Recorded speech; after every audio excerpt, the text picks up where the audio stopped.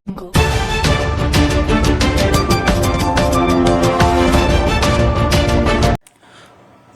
एक अहम खबर, कानकीनारा जद्दल इलाके में शोक जलूस के दौरान फिर पुलिस पर पथराव। खबर के मुताबिक गुज़श्ता रोज़ हंगामे के दौरान मारे बाबू सवा और धर्मवीर सवा की लाश जब आखिरी रसूमात के लिए इलाके में लाई गई तो एक शोक जलूस का एहतमाम किया गया, जिसमें इलाके के एमपी अर्जुन सिंह को भी काली पट्टी लगी शर्ट पहने देखा गया। ताहम इस दौरान वहां हालात को कंट्रोल में रखने के लिए मौजूद पुलिस और रैफ समेत दीगर अदारों की एहलकारों इस वक्त सख्त मज़ाहमत का सामना करना पड़ा, जब गुस्साए लोगों ने शोक जलूस के दौरान अपना आपा खोते हुए पुलिस पर पथराव शुरू कर दिया,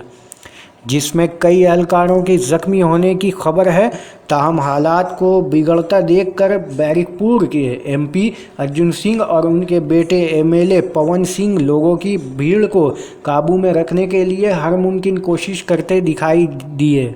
जबकि इस ताज़ा वाक़े पर एमपी अर्जुन सिंह ने एक मरतबा फिर से पुलिस के रोल को जानबदाराना करार देते हुए इसे आज़ादारा कार्रवाई का मुतालबा किया है।